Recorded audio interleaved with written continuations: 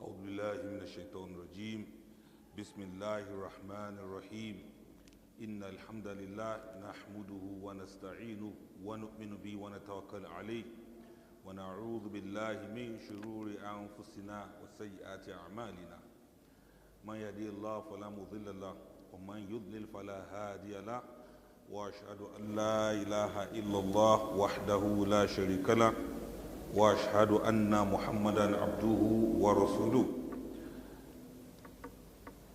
رب اشرح لي صدري ويسر لي أمري واحلل عقدة من لساني يفقه قولي وبعد السلام عليكم ورحمة الله تعالى وبركاته.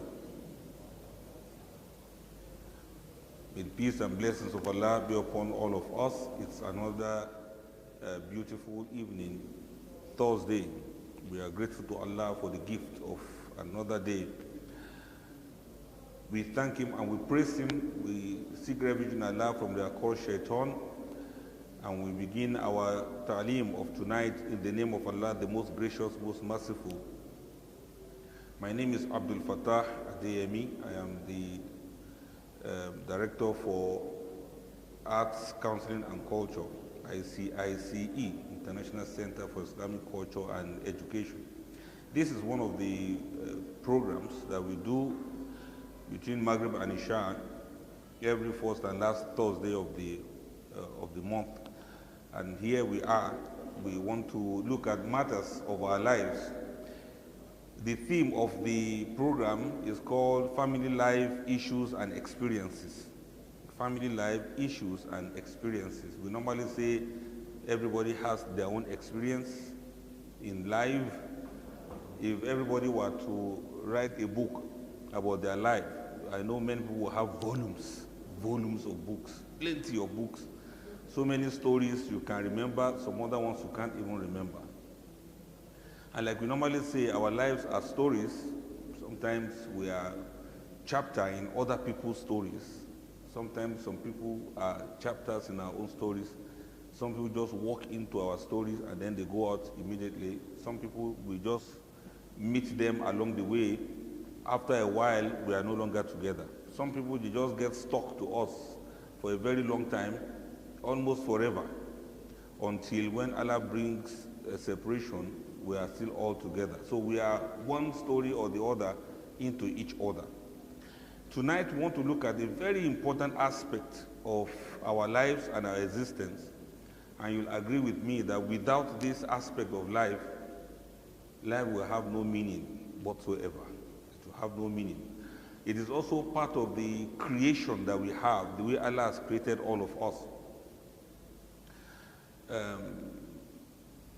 You know, Allah normally call us Nas. Sometimes Allah will say, Ya you are Nas. Awfu bil-uqud, or Ya you are Nas, ubudu rabbakum. O you mankind. Allah used to call us Nas, mankind. You are Nas, mankind. You see in Surah An-Nas, Kul a'udhu rabbin Nas, Malikin Nas, Ilahin Nas. Allah is referring to us as Nas. Why is it that Allah calls us Nas? The root of the word can have two derivatives. We can, do stuff of it in two ways. One of them is one that is akin to being an anis. Anis, from the word nas. Anis is somebody who has been created not to stay alone. It is part of human nature that he will be in community of other human beings. If you want to punish somebody or you want somebody to feel miserable, you isolate that person or you keep the person away from other people. After a while, the person will start losing the touch of what makes him to be a human being. He will start hallucinating, he will start seeing things, he will start hearing voices, he will start going crazy. If you isolate a human being for too long, he will go mad. He will not even recognize he is being a human being again. And that's why in some places, if they want to really punish a criminal, they will put him in isolation. After a while, he will be begging that they should bring him back to where other human beings are. So it's part of nature, part of design. And you see somebody that is majnoon, somebody that's possessed, usually stay away from human beings. Somebody that is crazy, they normally like to keep away from human beings. So once a human being is isolated, a lot of crazy thoughts will start coming to their head. The second derivative of nas is the one we refer to as nisyan. Nisyan. People who are prone to forgetting things. We forget a lot, and that's part of our nature. In fact, Allah uses so many verses, so many words and phrases in the Quran to describe the importance of remembrance, or what we can remember, because human beings are prone to nisyan, they are prone to forget things. Allah says, وَلَا تَكُونُوا كَالَّذِينَ نَسُوا اللَّهَ فَأَنْسَاهُمْ أَنفُسَهُم. Don't be amongst those who forget Allah and they forget their souls. And in other places, Allah will say, "Udhkuruni azkurukum." Remember me, I will remember you. In many verses of the Quran, you see the word nasyan. Nasullah fa'ansahum anfusahum. They forget Allah, Allah forget about them. Forgetfulness is one of the nature of humans. We forget a lot. We forget a lot. Alongside with forgetfulness is that blessing of memory. The blessing of memory, being able to remember something. Have you ever thought to the fact that without memory, let me begin asking the question this way. How many of us woke up this morning? I remember I woke up, alhamdulillah. How many other? I'm sure if you didn't wake up, you will not. It's a very important thing to wake up in the morning, right? But when you wake up, did you wake up or you were woken up? Did you wake up by yourself or somebody woke you up? Let me put it this way. I'm not talking about being woken up with alarm or things like that. It is one thing to fall asleep, which is also not automatic. Some people need to take tablets and pills to be able to sleep. It's another thing to wake up. By the time the cell of the body gets tired, maybe they will shut down and they will say you sleep. But by the time you wake up, what wakes you up? What tells all of the cells in your body that it is time to come back to life? What if you woke up and some part of your body did not wake up? What if you woke up and your lungs with which you are breathing refuses to wake up? What if you woke up and your heart, of course your heart didn't sleep in the first place. The heart never sleeps because it keeps pumping and pumping even when we are asleep. That one is not even part of the matter. Suppose you need to be conscious that your heart is beating, and if you fall asleep, then your heart will stop. Will anybody be able to sleep? Will anybody be able to sleep?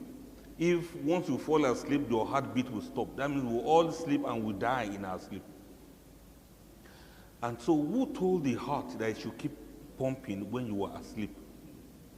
What if you woke up and your intestines did not wake up to digest anything?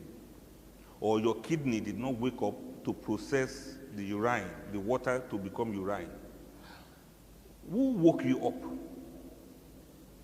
Allah says, Allah yatawaffa al-anfusa hina mawtiha wallati lam tamut fi manamiha fayumsiku allati qada alayha al-maut wa yusilu al-ukhra ila ajalin musamma. Allah says, Allah that takes the life whenever we sleep, and anyone that Allah has destined death for, he will hold on to the life. But why you rusul al-ukhra, and the ones that Allah wants him to still be alive, he will return the life back to the person. In other words, we die and we wake. We die and we wake when we sleep. What if you now wake up and you didn't wake up with your memory? The memory of everything that happened yesterday. What if you wake up and you can't remember anything? That means you don't remember your name, you can't remember your address, you can't remember where you are and where you were and when you were born. What if you wake up, you can't remember your PIN code for your ATM? What if you wake up, you can't remember how to even sign signature for your check? What if you wake up and you can't remember anything? Please, somebody should imagine this. You wake up and somebody says, who are you? You can't remember who you are. Or you wake up and your wife says, Salam alaikum. You are looking at her, that who is this? Do you see the greatness of the blessing of being able to wake up with your sense, with the memories intact? The memories we have, by the time we were, let me ask, how many of us here was born? As in, you were not downloaded. I remember I was born, and it's my mother. Any other person here was born? Yes, everybody was born. Yeah, if you were born, that means you spent like 9 months in your mother's belly. Can you remember anything, any episode, any day, any date of something that happened to you when you were in your mother's womb? Can anybody here remember? It was okay, there was one day my mother was eating tuwo masara and something like this happened. Can anybody remember anything? But we spent 9 months there.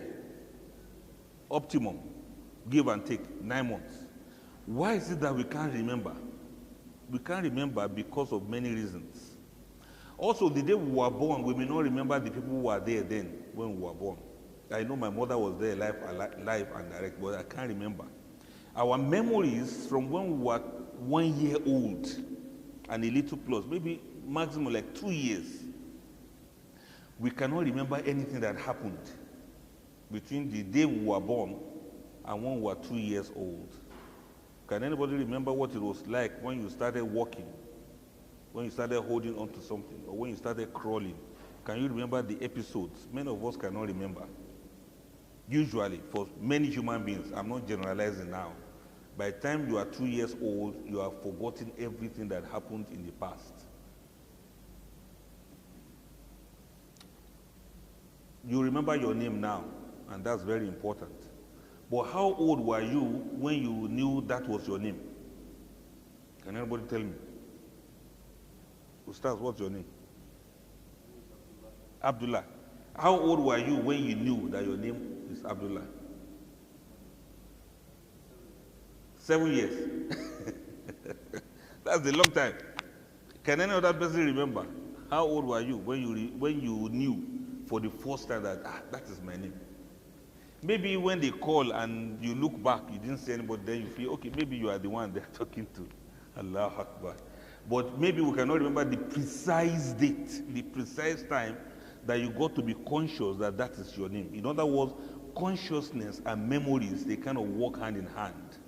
What you are conscious and aware of is what may likely register in your memory. Now, it so happens that memory is a very important aspect of our daily lives. If we cannot remember something without memory at all, it will be impossible to speak. You cannot speak, you can't say anything if you don't have memory. If a person's memory is wiped off, he doesn't remember language again. You can't speak Hausa, you can't speak English, you can't speak any language. Why? Because your memory works with the language that you speak. You remember how they say this one, how they say this is this one, how they say this is this one. It is an apple. A is for apple. You remember all of those things? How old were you when you ate apple for the first time? I think some of us, yeah, some of us, we learned A for apple. We never even saw an apple until after some years in our lives, because we lived in the rural areas where apple was not the most common type of fruit we had. But the thing is, you will not be able to speak if there's no memory. You will not be able to read if there's no memory. It's because you learned A, B, C, D, Alif, Bata, Tha, Jemun. It's because you learned all of those ones. That is why you were able to put them together to read. You will not be able to learn anything if there's no memory. You will not be able to find your way. What if you can't remember how to go home? What if you can't remember your home? Allahu Akbar. What if you can't remember how to raise your hand? Some people had accidents and something happened and they have to start learning how to walk again. They start learning how to use their hands again. They start learning how to do certain things simple activities of everyday life, some people have to be taught all over, especially learn how to walk. It's so automatic now because you are walking around. What if you can't remember how to drive again? You just, after prayers now, you just enter into your car and then you can't remember anything about whether you learned to drive or anything. You are holding the key and you are wondering, what was I supposed to do with this key? Or you start the ignition and you don't know how to make the car to move anymore. You see the blessing of memory now? What if you can't dress again because you've lost your memory? Memory, without the memory, you cannot develop, you cannot grow, you cannot maintain relationships, you cannot keep friends. While we might take memory for granted, it's usually a complex process. Memory is a very serious matter in our lives. To live without memory is to live in a perpetual present, without a past and without a future. Memory is what makes you to remember yesterday and to make you to be aware that there's going to be a tomorrow, there's going to be a future. Without memory, you live perpetually in the present, and nobody can ever progress in that way. You can't build upon anything, you can't engage in any sustained goal or dedicated activity. Whatever thing it is, without memory, there will be no art, there will be no science, there will be no craft, there will be no culture, there will be no worship, there will be no good deeds, there will be no religion. In fact, there will be no salat. If you cannot remember how to make salat, then that's all. You have to relearn it all over again. If I ask everyone to recite Surah Al-Fatiha now, you can recite it because you have memorized it, you can remember it. What if you just can't remember anything? How is this going to be? Allahu Akbar. How is this going to be? Amongst the ways we describe our memories is what we call nostalgia. That is the sentimentality for what has happened in the past. And this is prompted by your feelings, or your feelings of loneliness, your feeling of disconnectedness, or your feeling of meaninglessness. When you begin to remember the past, you remember where you are coming from, how you met somebody, how you related with somebody. You revisit the past to be able to give you the perspective about the present, or to give you the direction of the present, or to give you a sense of memory, to remind you of certain things, to give you an assurance and a reassurance that our life is not as banal as it might seem, meaning that our life is rooted in a narrative. Our life has meaning because of where we are coming from. Our life has meaning because of the history that is attached to us, because of the story that people can tell about us. Our life has meaning because of the moments that we have had in the past, and the moments come together to form the memories that we have, and these memories are the things that make us to be who we are now. All of those who are married, can you remember when you met your wife or your husband for the first time? What were the things said? What were the things done? How did you talk to her? How did she respond? These memories are very important in somebody understanding where they are and what they need to do with themselves and what they need to do with their lives. Allahu Akbar Kabira. Allahu Akbar. The search for meaning will be useless if there's no memory to define who you are. A person will go into self-deception. A person will go to depression if he doesn't have the memory of who he is or how he came to be. And Almighty Allah subhanahu wa ta'ala used to ask us, used to remind us, هَلْ أَتَى عَلَى الْإِنسَانِ حِينٌ مِّنَ الدَّهْرِ لَمْ يَكُنْ شَيْئًا مَذْكُورًا. Has there not come a time upon you, O mankind, when you were nothing that can be mentioned? In other words, Allah begin to remind us of our past, of where we are coming from and how we got here. So broadly speaking, what we remember is what makes us to be who we are. Some people remember what is good, some people don't remember what is good. And then some scholars have divided memories into short-term and long-term memories. You know, we can even have mid-term memory if you want. Some things that are already registered in your head, some things that just come, you remember them for a while and they go away. Sometimes some of these things can come consciously, some of them can come unconsciously. That's why you cannot remember the names of all of the friends you ever had. You cannot remember all of them. You can remember some based on certain things that they imprinted in your life. The whole lot of our education is founded on our ability to remember. Yes, remembering. Remembering is a very important activity. Memory is both a result of and an influence of perception, of attention, and of learning. That means how you perceive something will make you to have that memory. If it's very important to you, you will remember it. Or attention, if you focus and you put attention on something, you may likely remember it more. Or something that you learn. Sometimes repeated attention or practice is what makes us to have skill in doing certain things. Like the way I was giving an example of driving now. You will not be able to drive again if you cannot remember. And some people may feel, yes, I can read and I can learn how to drive. But if you don't practice driving, that memory of how to drive will not stay. In other words, if you don't practice to drive, when it is time for you to match the brake, you go press on acceleration. Because some memories require practicing for you.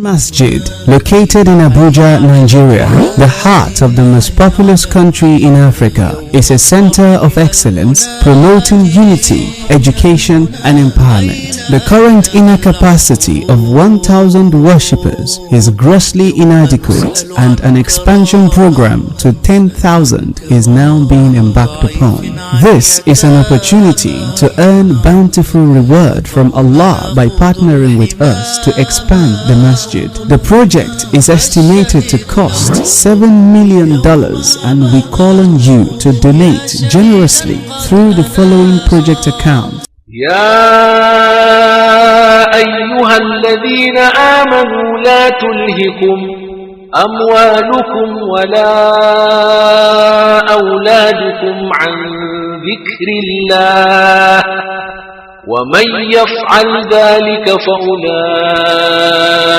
هم الخاسرون وأنفقوا مما رزقناكم من قبل أن يأتي أحدكم الموت فيقول رب لولا أخرتني إلى أجل قريب فأصدق وأكن من الصالحين.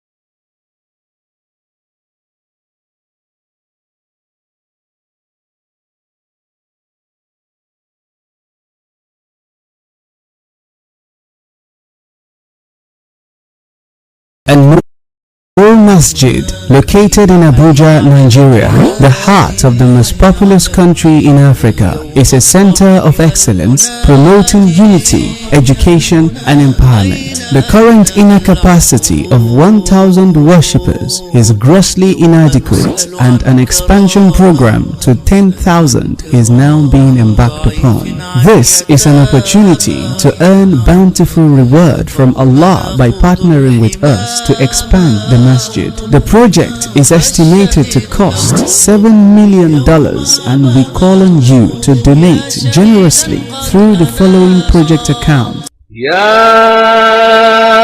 أيها الذين آمنوا لا تلهكم أموالكم ولا أولادكم عن ذكر الله ومن يفعل ذلك فأولئك هم الخاسرون وأنفقوا مما رزقناكم من قبل أن يأتي أحدكم الموت فيقول رب لولا أخرتني إلى أجل قريب فأصدق وأكن من الصالحين.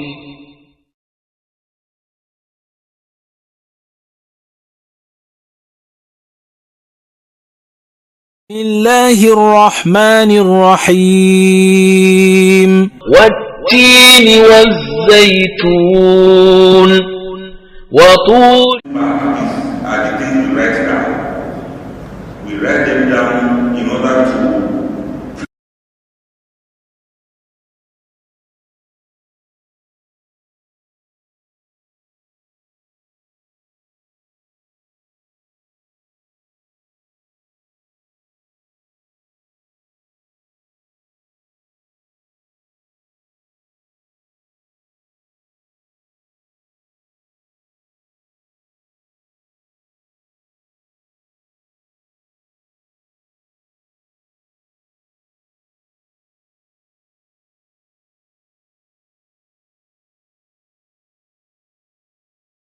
to our memories now.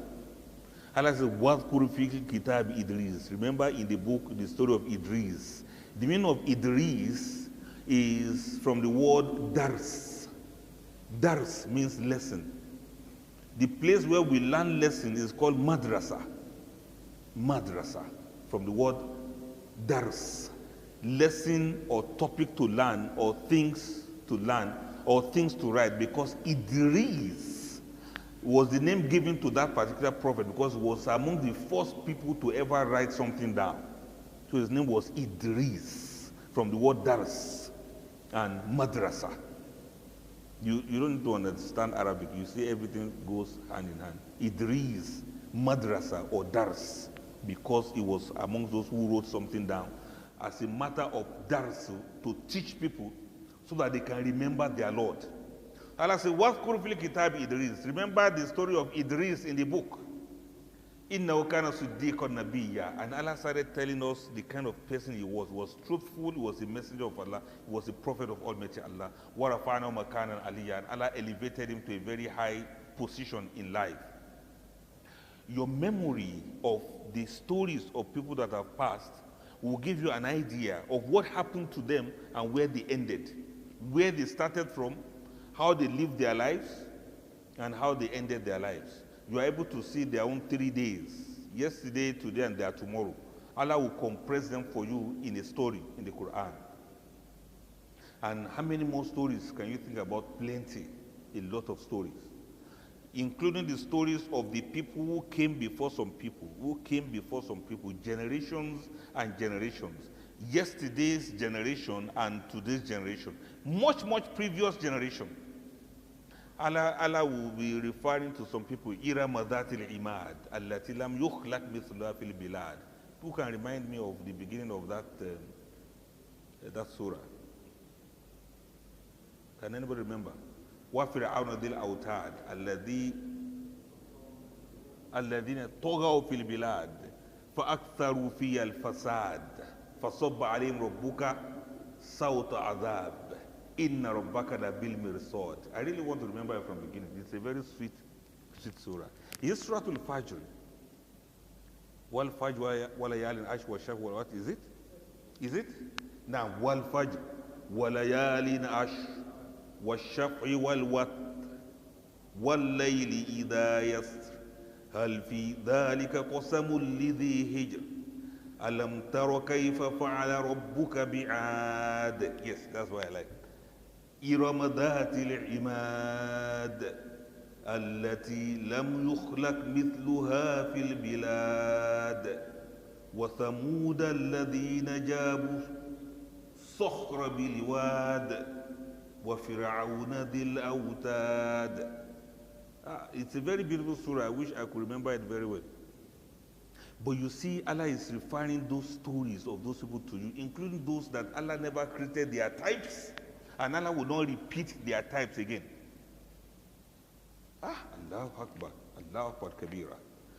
Please, the reason why all these stories are mentioned is so that our memories can be refreshed, so that we know what happened to the people of the past, and we can be able to project, if you follow their way, what is going to happen to you too.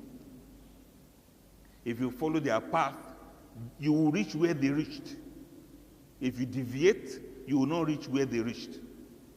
Then we see stories of prophets who are fathers of generations of righteousness. Take it from Musa alayhi salatu wasalam. Who was the brother of Musa? Harun.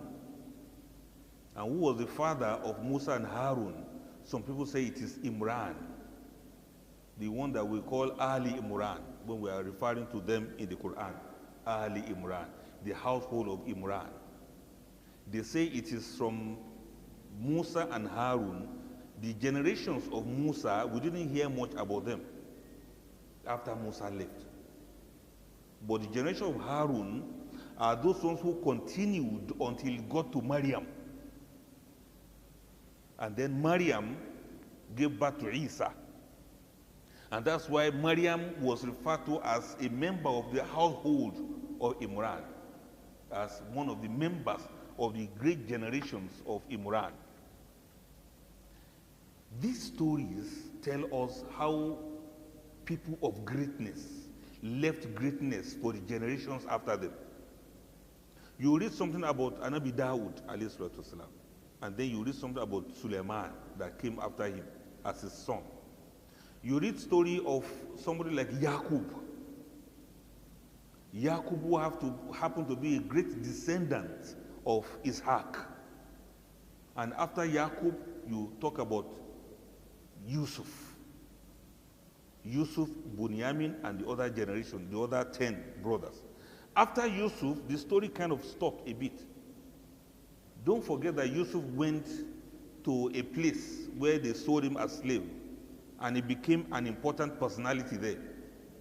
He remained there, and his brothers and his people came to meet him there. That place is a place like Egypt. And it was his own great-grandchildren, the generations of the Yusuf's people, were the same people that Pharaoh came to take as slaves. After so many years, he felt, who are these ones? We don't know them. They came from somewhere. They are not part of us here. So he took them as slaves. And then Musa now came again to rescue them from the hands of Pharaoh. You get to see those who are righteous amongst them, what they met with, and those who are not righteous amongst the people they interacted with, what they also met with. You learn these stories to refreshing your memories. And what are those stories supposed to do for you? They're supposed to make you also think. What is your own memory also going to be like? If you can remember the past, you get to know who your father is. And then after you've known who your father is, you know who your grandfather happened to be, who your great-grandfather happened to be, your great-great-great-grandfather. As you kept coming in that generation, then you look at your own children. And something occurred to you, something very spectacular come to you, and you realize that after a while, you will also shift and your children will continue. And their own children's children, for those who are grandfathers here, they understand this well. And your own children's children will continue, and your own children will move away also. They will go to where, you will go to where your fathers have gone to, and your children will now go to where you too are going to. And that is how it's going to continue for so many generations. Now you see yesterday, you see today, and you see tomorrow. What good is your memory going to be for you? When I say memory, I also mean the things people are going to remember about you. People may forget your good deeds, but they will never forget when you hurt them. People can forget the goodness you did for them, but they won't forget the bad things you do. If a person does what is bad, don't forget that people's memories are configured to remember bad things a lot. In fact, if you have done 100 good deeds and you do only one bad, people will tend to forget all of those 100 and to remember only the one that is bad. This is how the memories of human beings work. So don't joke with matters of memories. Don't play with the things people will remember. And don't make yourself to be vulnerable such that you leave bad memories in the minds of the people. Allahu Akbar. Another question that comes with memory is there anybody that is remembering a good thing that you did for them right now as you speak? Is there anybody that's remembering? Think very well. Is there anybody, any human being, that is remembering a good thing you have done for them and is possibly praying for you now? But you can remember at least one person that did something good for you in life. As we speak now, I'm sure you can remember. You can cast your mind back. Your memory can go back. Somebody who helped you when you had problems. Somebody assisted you when you were disturbed. Somebody who accommodated you when you were homeless. Somebody who gave you a job when you were jobless. Somebody who borrowed you money when you needed help. Somebody who was there for you at a time of sadness. Somebody who consoled you when you were grieving. Somebody who condoled you when you lost somebody. Somebody who made you to laugh when you were crying. Somebody who remembered you when you thought everybody had forgotten about you. Somebody who gave you money, who gave you house. Somebody who gave you a wife to marry when no woman agreed to marry you. Can you remember any of these things? If you can remember those people now, in fact, if I ask us one by one, I'm sure we all have names that we can mention. It could be men, it could be women, it could be grown-up, it could be young people that have benefited in one way or the other. I'm sure you can remember now.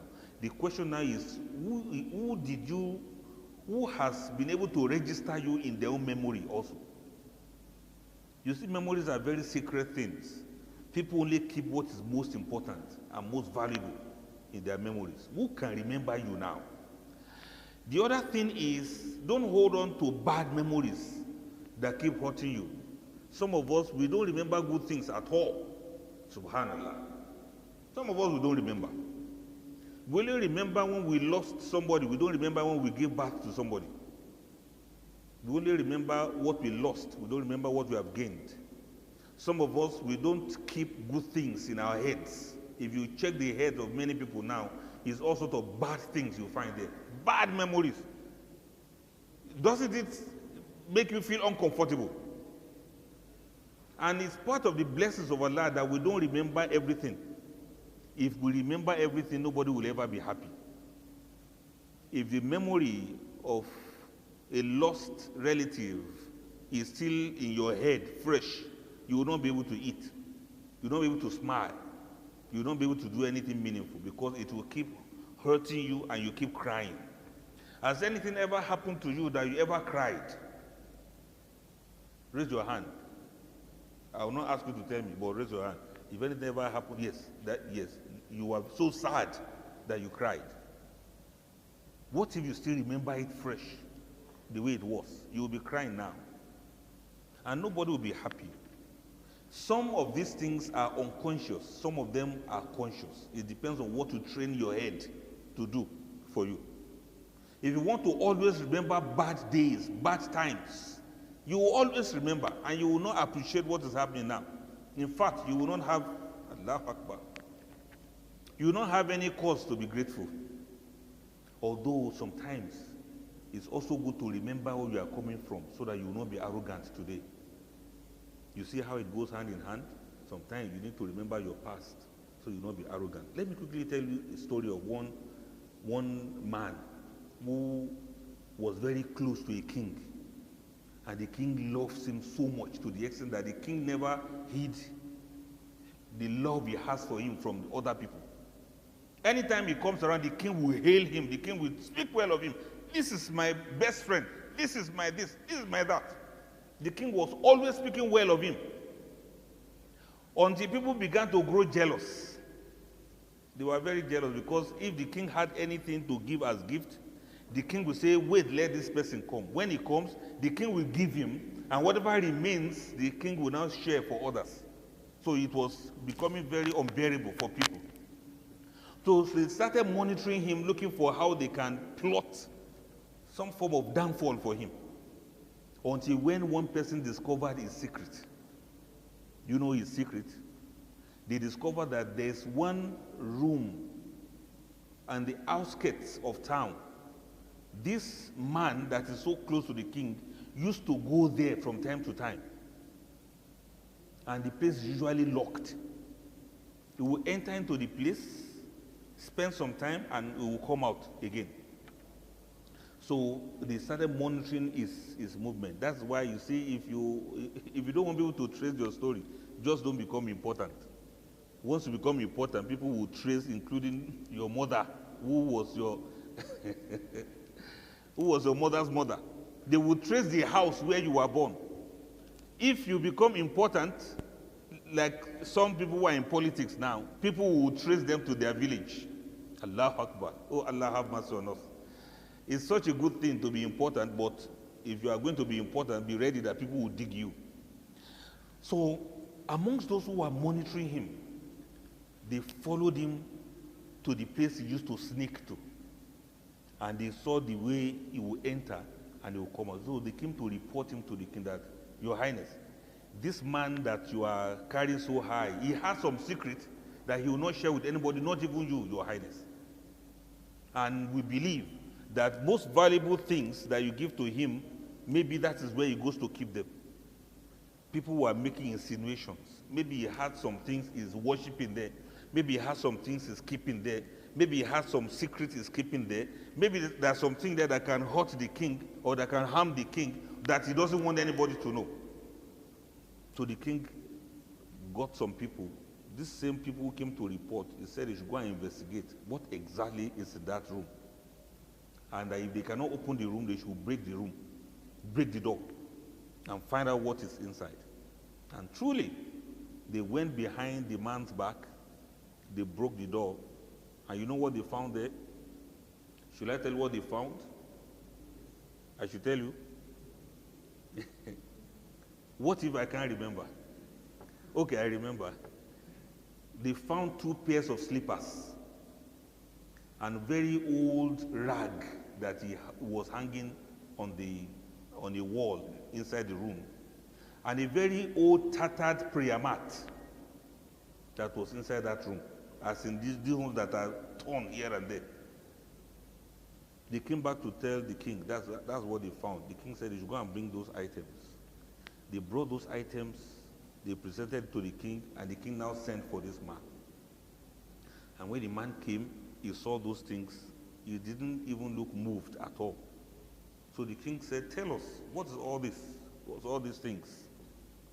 People told me that you are keeping some secrets, and they found out these are the things you are keeping in that room. Why? And that you normally sneak there. What do you go there to do?" He now spoke well to the king. He praised the king. He said, "Your Highness, the reason why I kept that room and those things inside is because I remember that is where you found me. I was just a poor malam who could do nothing but make dua. There was a day you found me there. That time, you had not become the king that time. And you asked me to pray for you. And I prayed for you. And I believed Allah answered your prayer." The king said, "But that was in the past. Why do you still go there?" He said, "Your Highness, with all of these good things you normally do for me, I go there from time to time to remind myself that I was just a poor malam. So that whenever I want to feel proud of myself and of my achievements, I remember where I was coming from. Whenever you give me all these big gifts, rather than for me to become arrogant about them, I go back to that room to remind myself that, look, I'm just a poor malam. I don't have anything, I don't own anything. That pair of slippers were the ones you found on me the day you met me. That was the same prayer mat I was using, and I don't want to forget. And each time I see those things, I compare them to the good thing you have done for me now. It makes me to be more eternally grateful to you for all of the goodness you have done for me."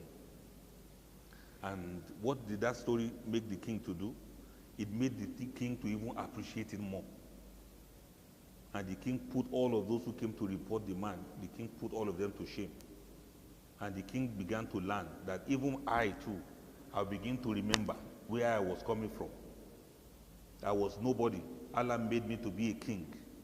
And because of that, I will always be grateful to Almighty Allah. The way you are thankful for the things I've done for you as a human being, I will also be grateful to Allah, who has elevated me to where I am today, even when I was nothing. Is there anybody who doesn't have this kind of story of coming from somewhere? In other words, the memories that we have sometimes can work to our advantage if we can make good use of it. Some of our wives, they would never have married us if not for the fear of Allah. If it is because of wealth, some of us didn't have it at the point they were marrying us. If it's because of money, some of us didn't have money. And I know if we ask us, all of us one by one now, you have stories to tell. There are those who didn't even have mattress in their room when they got married. It was mat. But compare them to now. Look, Joy. Okay. Compare them to now, and you get to see the changes in the blessings Allah has done for you. So such women, you don't maltreat them. You don't treat them anyhow. You don't throw them away because you now found one fine Susie, one fine Sissy, one fine babe, one fine girl now. And then the one you married, she is now very old. She looks outdated. She looks expired. No, that's not nice. You have to remember when you didn't have anything. And you give her honor, her regard, and her respect. Let the woman also think of the man. You, man, you are nothing. Now, is this man who elevated you? People were telling you, yes, man. Is this man who covered you up and people were saying, Your Excellency? It is this same man when you two were nothing. This man used his own position to cover you up and everybody began to respect you. Imagine the wife of a military man. She never had any military training, but people will be saluting her because of her husband. People will be saying yes, ma, to her because of her husband. Let people remember where they were coming from, and let people remember that they should not be ungrateful to one another. Any day your husband offends you, remember there were some days when you were very naughty and he overlooked. Any day your wife misbehaves, remember there were some days that she was very loving and caring. Any day your wife did something that makes you to be angry, remember this woman kept you warm when there was cold.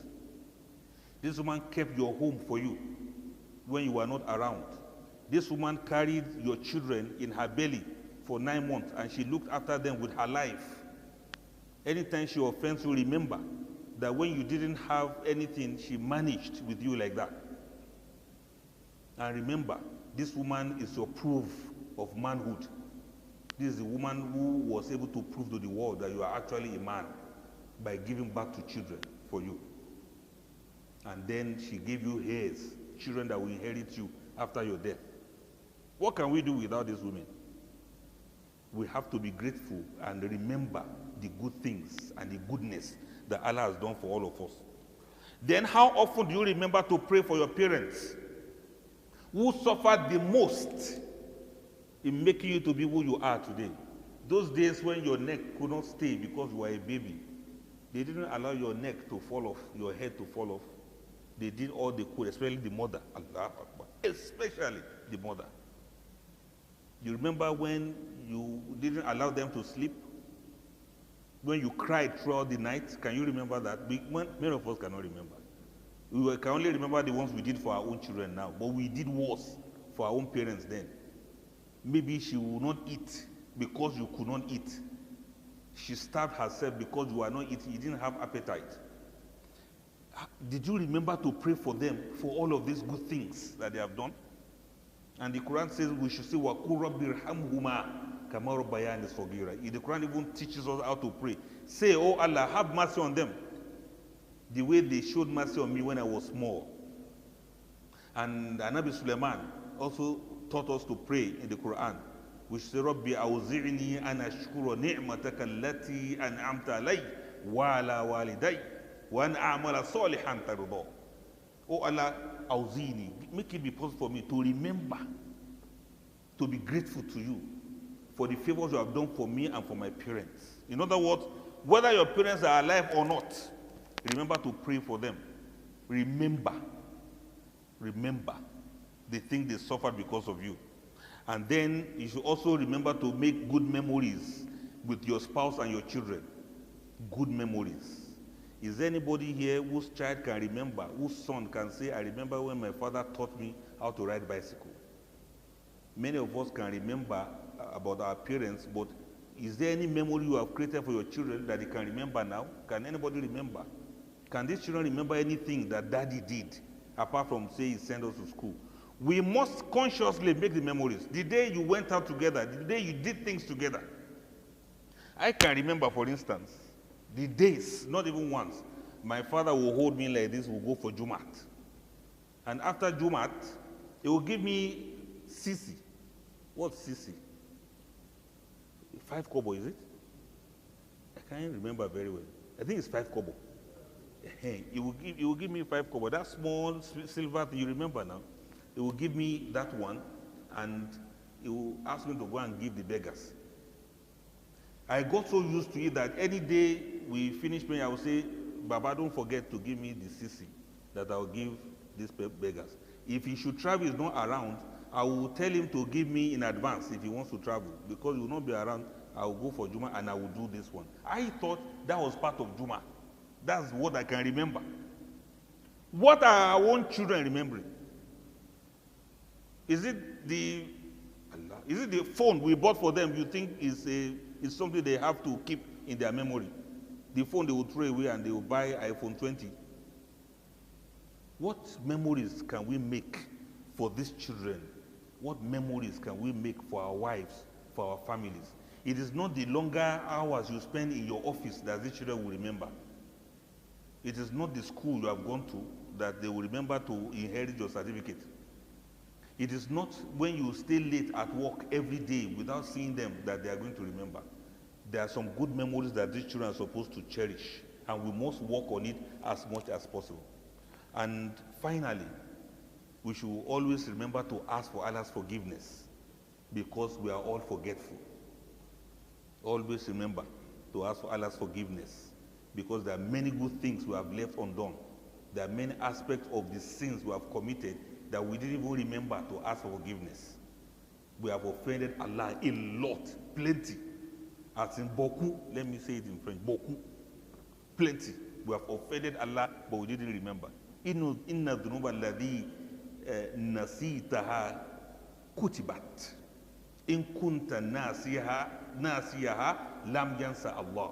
There's one poet who says, the sins that you have committed and you have forgotten are already written down. If you have forgotten, Allah would never forget. If you cannot remember all your sins, be asking for Allah's forgiveness, because in the day of judgment, everybody's book will be opened and nothing, not even small like this, will be left unmentioned. That is the secret and the power of what is written down.